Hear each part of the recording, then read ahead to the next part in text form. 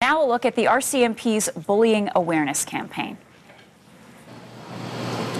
When he was a teenager, Constable Tad Milmine says cruel taunting from his peers was so bad he considered ending his life. Well, today he's on a mission to help other victims of bullying, and he travels to schools across Canada sharing his story. Constable Milmine is in studio with me. Thank you for coming in. Thank you very much for having me. So this just got underway in the fall. Yes. And it took off. That's right. You've spoken to more than 8,000 young people. That is correct. And you tell your story, and what you, I guess, then people start contacting you. They want to talk to you about their experience with bullying. That's right. Could you ever have imagined the kind of outpouring that would happen because of this? No, I wasn't.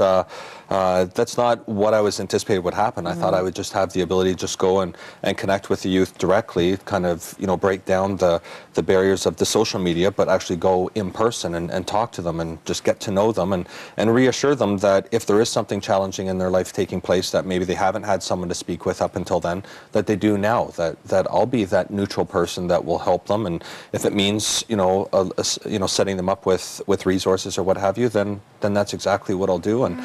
And of the 8 to almost 9,000 I've spoken to so far this year is I think there's been almost 2,500 emails to me. The vast majority are thank yous and thanks for coming. It's but there are a few that they're looking for some help, and that's what I help them get set up with. Tell me about the decision you made to embark upon this in the first place, when you read the story of Jamie Hubley. That's right. It's just like any other night for me. It's in October of 2011. I was lying in bed and I read the article about Jamie Hubley taking his own life because of severe bullying. And when I learned a little bit more about Jamie, I recognized that he was just this happy, positive young man that he had a uniqueness about him, and that was that he was openly gay.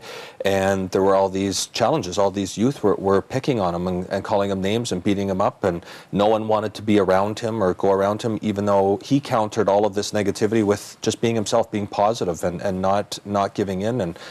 But it strikes a chord with anybody who read his story, but it was most particular with your story. You were intensely shy as a kid.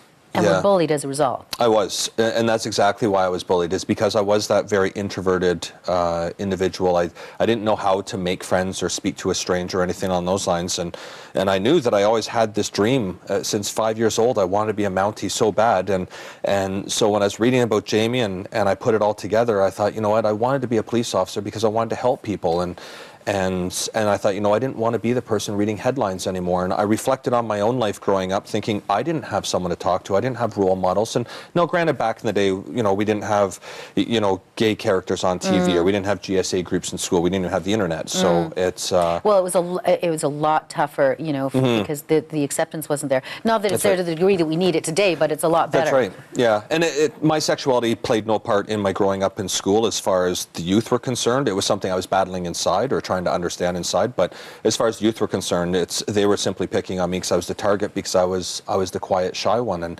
and as soon as they called me just a couple of bad names or bad words, I would break down in tears. I'd be crying, and they thought it was great. They thought it was the funniest thing ever, so they all did it. Just called me a couple of names, and I had no control. I'd cry.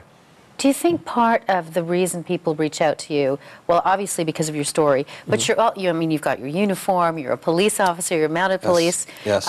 So you've got all that strength behind you in terms of your profession, but then you tell them the side that you've been through. What do they say to you, the ones that reach out?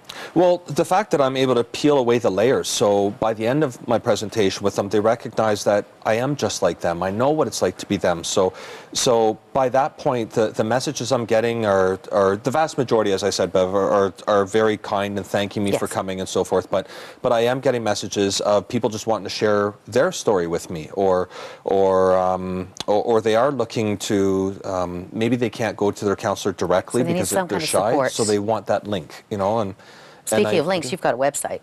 I have created a website that has not only my information and resources, but also resources that the RCMP has created, resources that the general public have created, and that I think is there to help. So. And the name of the website is bullyingendshere.ca. That's correct. We're going to have a link on our website to that. Thank you. Constable, thank you so much for coming in. Thank you very much for having me. With the youth. It's an honor. Thank you. Okay.